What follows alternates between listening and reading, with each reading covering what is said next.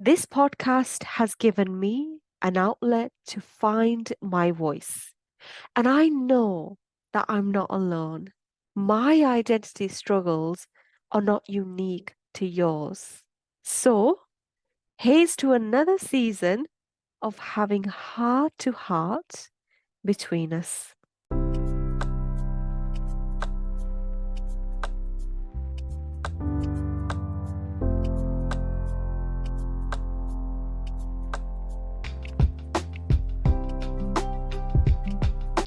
We have talked about identity, the question, who you are when no one's looking in season one, and who are they when no one's looking in season two. I feel like I can do better. I don't know how I feel about that.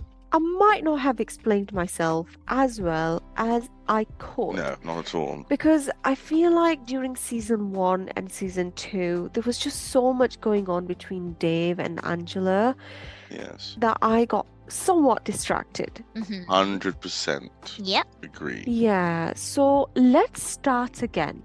Let's start talking about identity in another way in this season. Right. So what sort of way is that going to be? Well, my goal for this season is to empower our listeners to share their story of identity, feel entitled and deserving to telling their own story authentically, convincingly, confidently. However, there's a twist. I don't want you to answer, who are you when no one's looking? It's not a question that I am putting forward to you and want an answer to this question because there's a lot of pressure that comes with this question. It's a loaded question. And let's face it, the answers might change. So my answer to who I am when no one's looking today might be different to what it may be 2 months later because the story of our identity is ever evolving. So if you rush to an answer to who are you when no one's looking, it might not align with your dynamic personality, with your evolving truth, okay? So this season is about questions. It's about asking the right questions because then we can start to learn. Or like rhetorical questions. Like, are you an idiot? Obviously, you don't answer that because it's fucking obvious. Yes. Right, okay. And thinking about the questions that stem from this, like, why are you an idiot, Dave? Wait, but that's rhetorical as well, isn't it? Mm-hmm. So I can't answer it. Yes, but you can talk to yourself in your downtime In my own head. and figure out why are you such an idiot and why are you making my life hell? I'll be back in 1 minute. I'm going to go talk to myself for a little bit. Surprisingly, you'll have answers come from within. It happens. I actually did this the other day and I was really surprised that I was asking myself a question and then another part of me was answering it. And I'm not saying I'm going crazy, Yes. but I think sometimes the answers are all within you. You just have to ask the question and keep digging and see where you get to. Yes, I think I figured it out, but I'll tell you at the end of the show.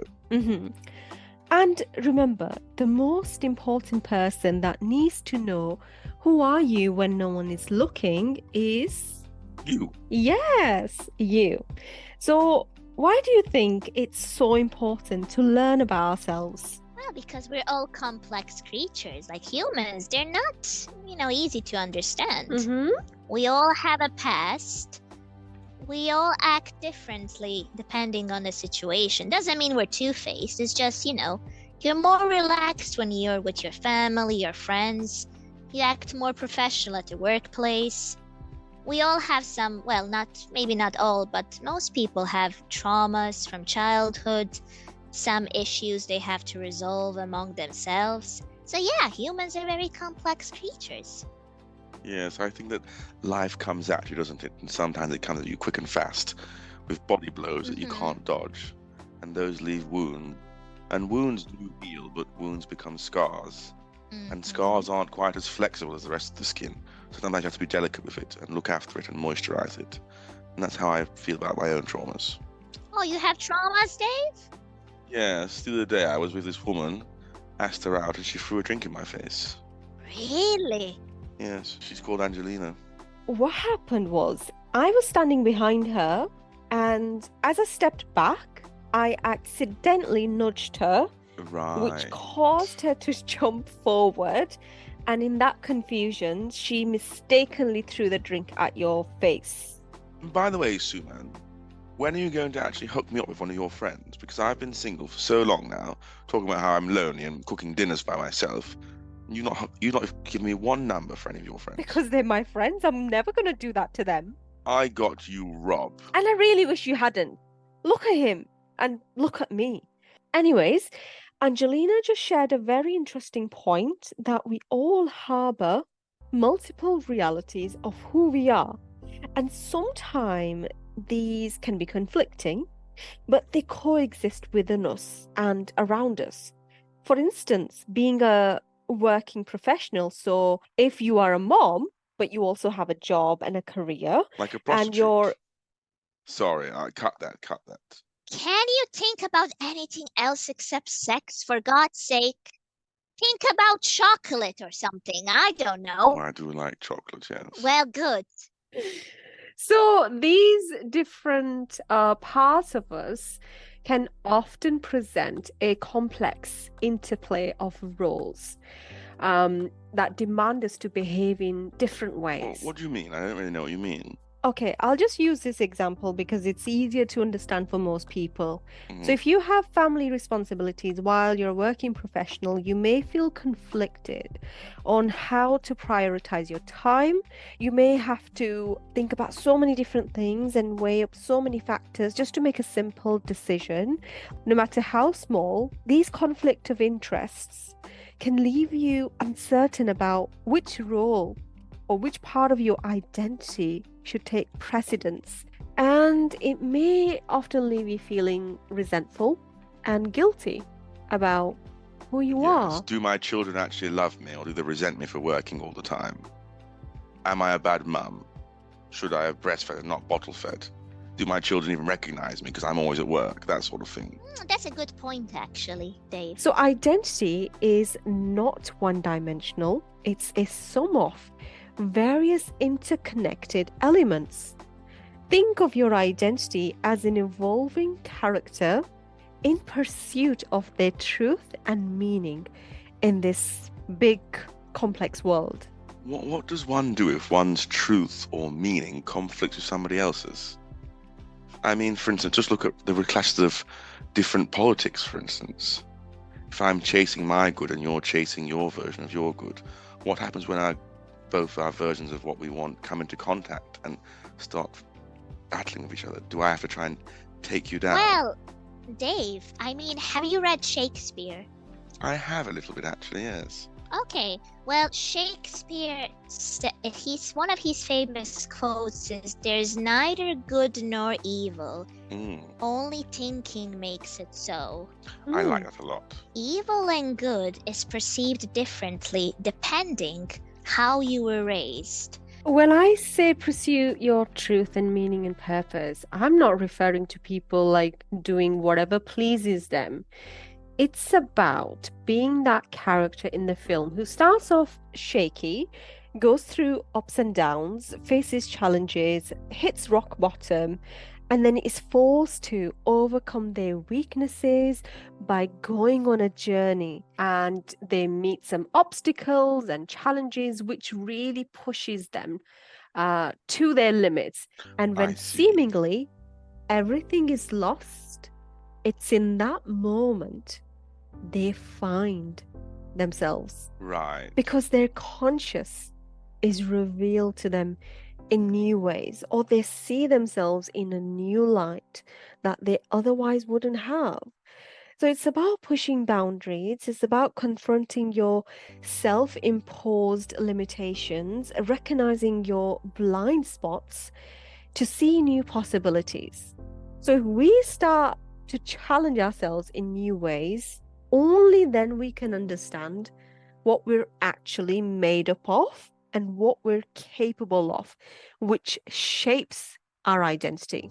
Now, that sounds amazing in theory, but how do we actually practice self-awareness? So basically, when you've got bad skin and you want to examine your skin, you're going to not use a soft light. You're going to basically use a harsh light to see where the problematic areas are and then try to address them with, I don't know, maybe home remedies or see a skin specialist, for example. So this is what we're going to do. It's going to be very uncomfortable to see yourself in this light.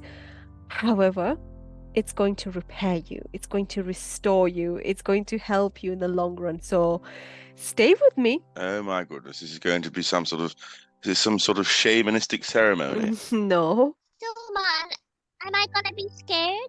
Yes, I'm quite scared as well. I think you'll be fine. Okay. I think Dave will be quite scared. Oh, right. So it's some emotional shit. Okay. It's okay, Dave. You can hold my hand if you feel scared. I would love to. So stop whatever you're doing if you can. Obviously, if you're driving, please don't try this. Take out your phones. Phone's out. Hold it closer to your face. Yes. As if you're taking a selfie. Okay. Turn on your front camera. Turn off any filters you have on. No cheating. Filters off. Okay, what next? Turn on the selfie mode. Okay. Selfie activated. And you can have it low angle, high angle. It doesn't matter. It just has to be closer to your face, like really, really close. Oh, I'm hideous. Don't move it. Don't move it.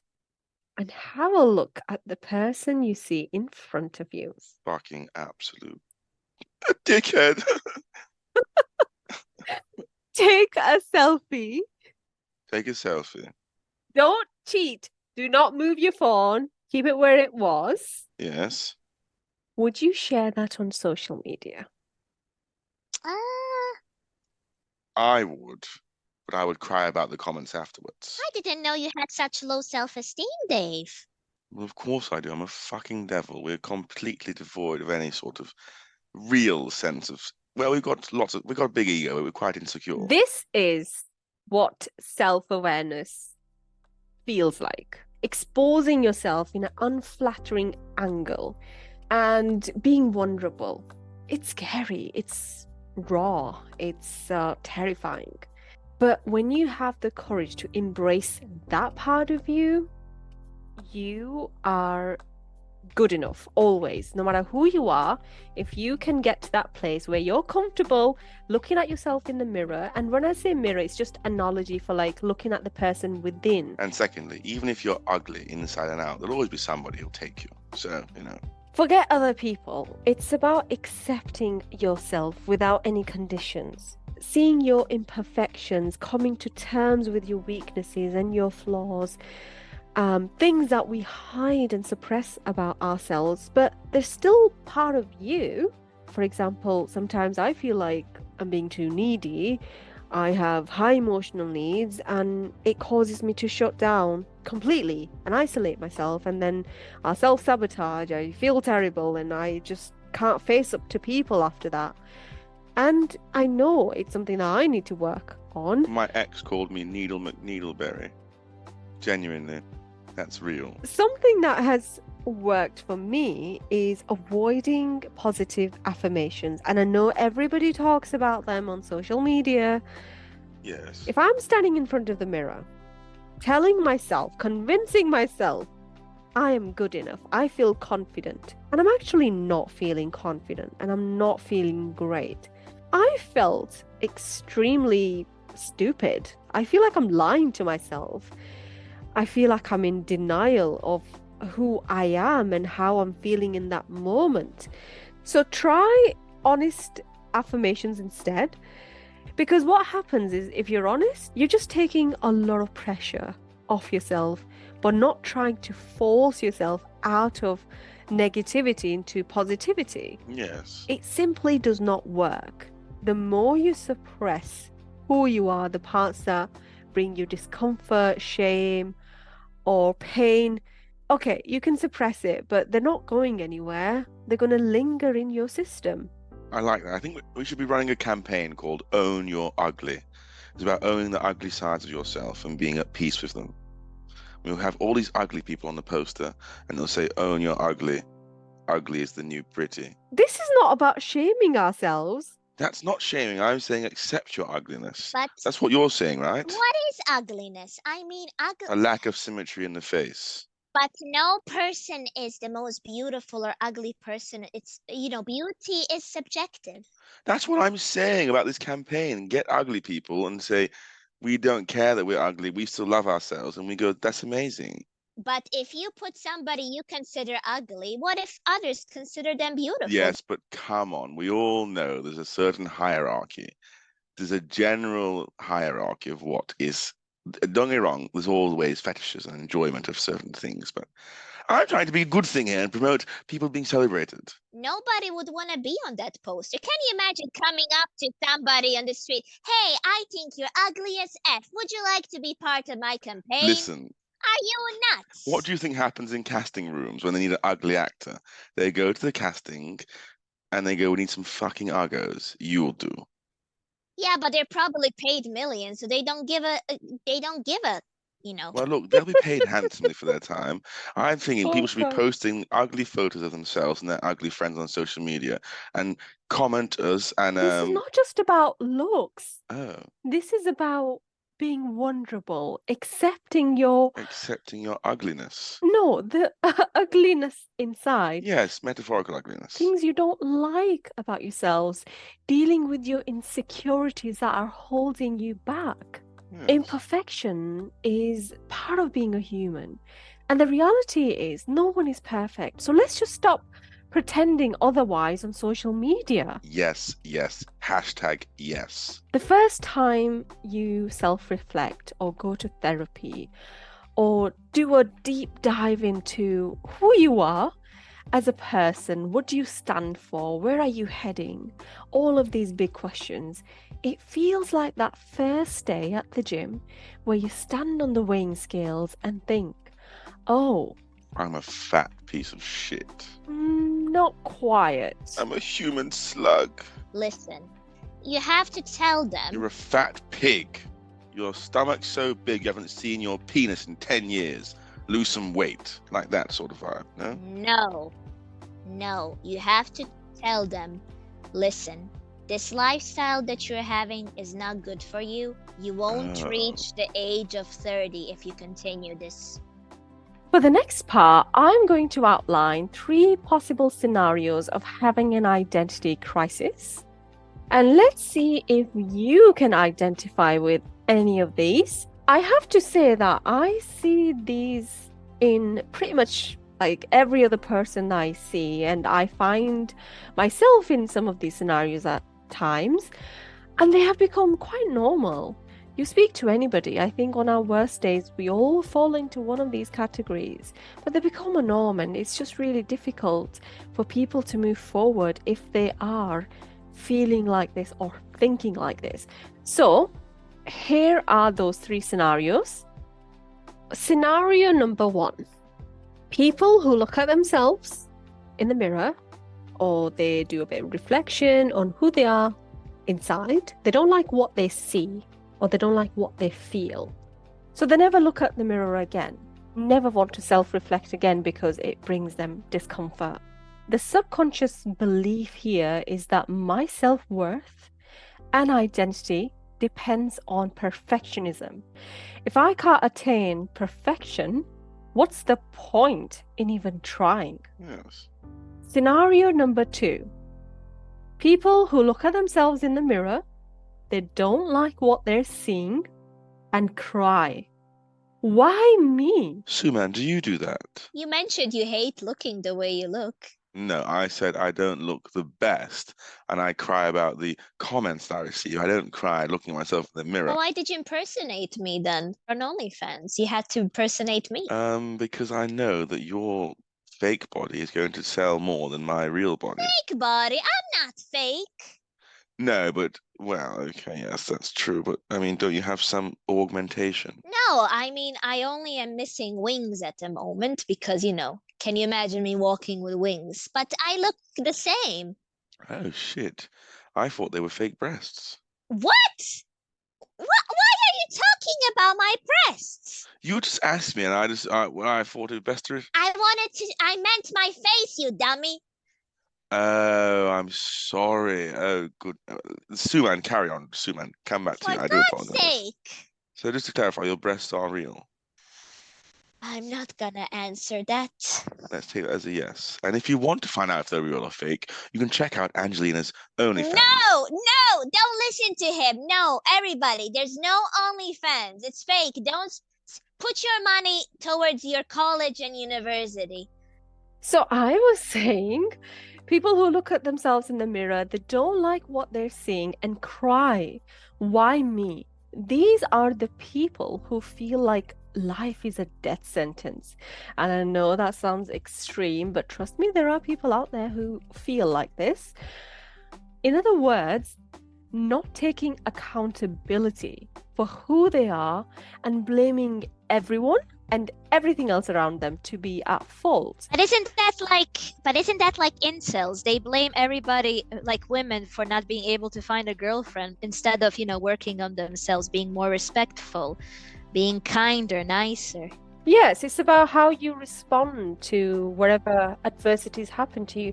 Obviously, in the past, people have done me wrong. Okay, I've been deceived. Yep. And they were nasty people. But I can either choose to play the victim, or I can learn something from that experience, move on, and make better decisions next time. Yes, you can grow. Yes. It's all about growth. Everything's about growth. Yes, I think so too. Why does everything have a sexual... I did not say... Angelina, come on now. I simply said the word growth. I and know you what seem to... you're doing. I'm not stupid. I think you have the mind of a sewer rat. Even I was thinking that, but I was like, I'm not saying... You two absolute horny young ladies, and I'm here trying to educate people. Talking about personal growth, and you're thinking of some Growth sort of... again. Will you stop? Suman said growth before me. Yeah, but you say it in a different manner. Growth. Oh my God. That's how I would say it. Your second favorite word is moist, probably. Do you know what? I'm actually not a massive fan of the word moist. Really? Oh, I prefer okay. gushing. Okay, scenario number 3. That's all getting cut, by the way. If that stays in and you're listening to that right now, it means the podcast was not very good and we didn't have enough material to keep in, and that's why you're listening to this now. So it will be cut. Okay, scenario number 3. People who look at themselves in the mirror, they don't like what they're seeing and make a commitment to changing it on Monday. Like procrastinating?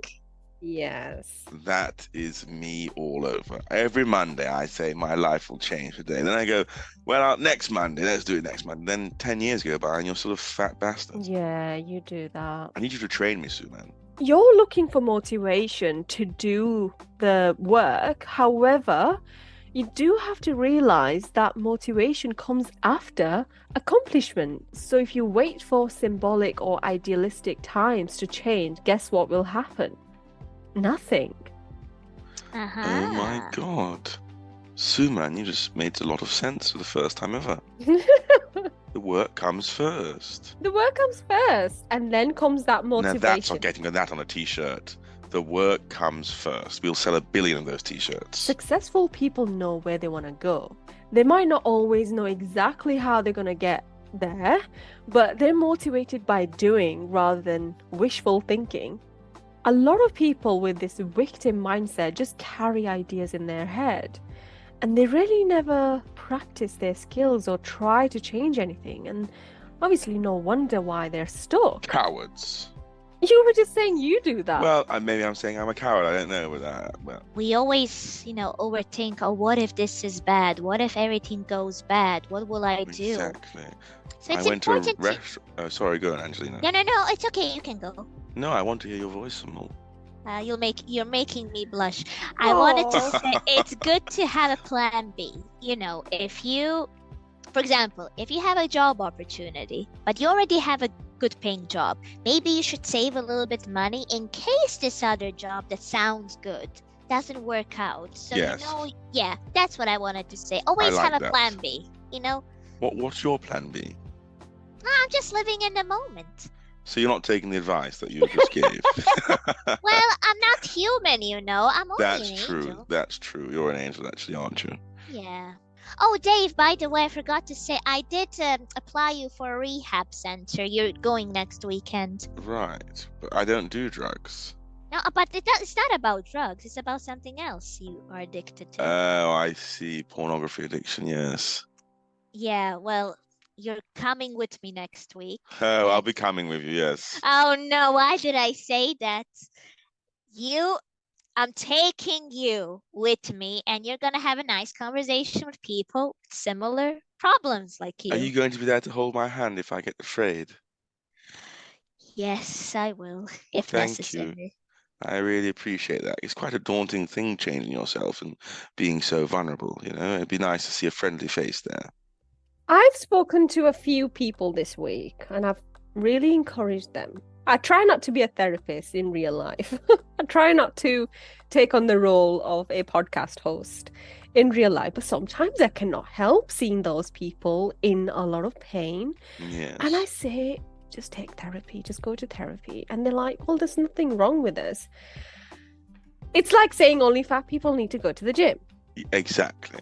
Going to therapy means that you're brave enough to face your weaknesses, not be afraid to embrace that pain that you need to let go of, and you're actually then going to do something about it.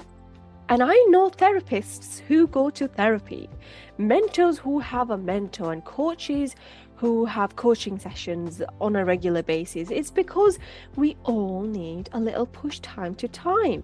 We're all humans. We can easily be distracted by that devil on our shoulder, telling us we're not good enough. Yes. So we need somebody like Angelina to keep us focused and sane.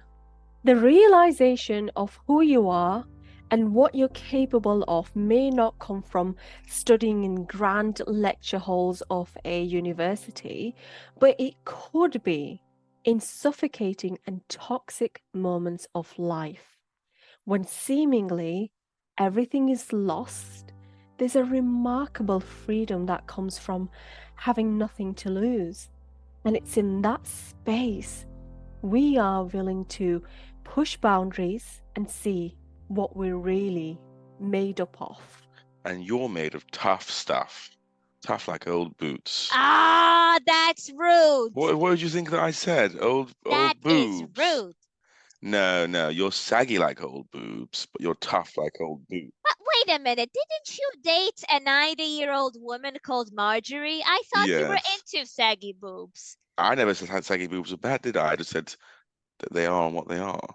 But yes, they were down to her knees. I mean, it was Is like, she still alive, Marjorie? I don't think so. I'm not sure, to be honest. I just got after we finished, I got out of there as quick as possible and just ran home. Oh, did you leave her alone? Well, yes. Why? Well, do you want me to move in with her and start living with her and be her grandchildren's step-granddad? I hope I've made myself clear in this episode what we're trying to do with... Not really. I'm only joking, No. Suman. I think it's really interesting to talk about how vulnerable we all are and how it's hard to talk about your imperfections. And it's a big deal, and we don't want to admit that we are imperfect, that we have insecurities. But you said nobody's perfect. I've got one breast bigger than the other. What? Or peck, or man-tit, or whatever you want to call it. I think you should go to a doctor. No, not like it's not lumpy. It's just slightly more big. I don't know. Okay, I will share an interesting but weird fact about me. Suman's got one breast in the back. No. Oh, for God's sake. So, as people have imaginary friends, yes, I have imaginary boyfriends. Okay. And they change all the time, every day. Angelina, call the doctor. Suman, carry on. You know what? I'm worried now. Yeah, but not in reality. Yes, I'm a little bit worried. Suman, do you see these? Are they with you now? No, they're not with me now. And do you see them normally? Do you speak to them? Not verbally. So you have a string of imaginary boyfriends that you whisper to in your own head. Angelina, call Dr. Umar. We need to get Suman in right this moment. How many do you have, Suman? It's hard to put a number on it, actually. In my fantasies, I sleep with Beyonce. Beyonce? Yes. Oh, but she has a husband already. It's a fantasy, Angelina. Do you think Suman's boyfriends are real? Well, no, but I guess they're single. Are they single, Suman? Oh my Don't tell me you're God. thinking about taking men. Yeah. Mine are single. Are you sure, Suman? You're not gonna become a fallen woman on my watch. No. Most of them are single. And if they're not, then I'll make them break up. What? See, I told you, Angelina, she's a fucking bitch. Suman, don't do that to me. You're becoming a fallen woman. What am I gonna do? Yeah, but I am committed to changing it now. Okay, let's move on. Angelina, do you have anything that you would like to share that you've never, ever said out loud? I don't want Dave to hear about it. He's gonna keep it above my head for all eternity. Okay, I tell you what, I will log out now and you can say it and I'll come back in. Once upon a time, many eons ago, because I'm older than I look, I fell in love with an angel. His name was Michael. He was the most beautiful angel in heaven until, well, he became a fallen angel. And he was banished from heaven. And to this day, I cannot see him. So you see, he's a devil now, basically. I'm not really a devil. It's very complicated. He's technically still an angel, but he's a fallen angel. So he doesn't live in hell. He lives in purgatory. Oh, that's so bad. Hell's pretty nice, you know. Purgatory's terrible. So yeah, I haven't seen him for hundreds of years. Do you want me to get you in touch with him? Well, unless I really fuck up. Oh, sorry. Fucking hell. Somebody call God, because No, Angelina just I'm swore. sorry. I didn't mean to say it. Please. 10 flagellations, please. I'll beep it out, Angelina, don't worry. No, the people must know. Anyway, I loved him, but I cannot go see him. Because if I do, then I'll become a fallen angel. That sucks. That's horrible. I mean, I cried and cried, but now I'm okay, but I still wish he was there for me. Do you have like a little secret box under your bed of all the things that you had together, like movie stubs and things like that? Well, I have a lock of his hair. He had beautiful hair, white hair, like the sunshine. Very nice. He sounds He fit. used to call me his sunshine. You feel betrayed, don't you? Well, yeah. You're still in disbelief and shock. You're probably ruminating over and over, hoping to find answers and some closure. Yes. And you're hoping perhaps one day you could be with him. Yeah. Oh, Suman. I can't talk at the moment. Oh my God. Memories are starting to flood. No, listen, this is therapy. This is therapy. It's not therapy, it's a bloody podcast. Just cry out loud, feel angry, swear at Dave, do whatever run you... naked through the streets. Oh, will you shut up for once in your life? I'm sick and tired of you. Do you know my middle name is Michael? No, you're lying. Search your feelings. You know it to be true.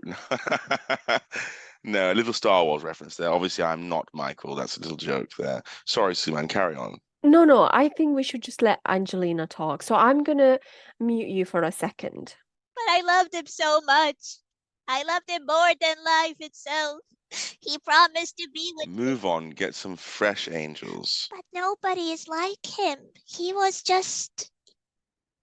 so perfect. He was so nice and kind and loving. Maybe it's a way of God protecting you from something even worse. Oh, yes. God did this, didn't he? But he banished him. Why couldn't he forgive him? Because that's what he deserved. That was his journey. That's between him and God. And it didn't work out for a reason. And instead of accepting God's plan, you're challenging him. There could be someone much better out there. Somebody who would love you for the beautiful angel that you are. But you're holding on to the past, not allowing yourself to see the greater possibilities. Get back out there. You have to realize the past is the past, and you have to move on. Now, get that on a t-shirt. Yes. Imagine giving 10, 20, or 30 years of your life to someone and finding out he's a cheater or a fraud. Remember, he became a fallen angel for a reason. Do you know why he became a fallen angel? I just found out recently. What? He wanted to take over God. So he's I like the sound of this chap. No, he wanted to become the ruler of heaven. I mean, who he's wouldn't? lucky It's he a great was only idea. banished. Do you know what, actually? I can actually... No. It's not a I good could go idea. to Purgatory and talk to him, you know. No, don't you dare. And I bring some photos of you for him. He's probably quite lonely there. No, if you do that, Dave, I swear to all... No, Angelina, let him. It shouldn't affect you. Let him bring photos. Let him talk about him. Once you get into that place when it doesn't affect you anymore, you know you moved on. So let him trigger you. Let him become normal to the point where you're like, oh, do you know what? Doesn't bother me anymore. So actually, Dave is being quite helpful right now. Dave, go right ahead. Love it. Thank you. It's not going to affect her. She's a strong-minded angel. She knows how to move forward in life now after she's had this therapy session. And I won't charge you, Angelina. Oh, thank you so much. I do feel a little bit better. I was keeping it in for so long. I haven't talked about Michael for hundreds of years. I want you to scream now. Fuck Michael at the top of your lungs to get a cathartic release. No, I already have one F-bomb. 3 F-bombs and I'm out. Oh, that's true. Okay. Well, I'll say it for you then. Fuck Michael. Oh, thank you, Dave. Everybody listening out there, say it with us. Yeah. All together now. 3, 2, 1. Fuck Michael. We should put that on a hoodie. It would sell. We are going to have unbelievable clothing brand, aren't we? Apologies to all the nice Michaels out there. I'm sure you're lovely chaps. Yes.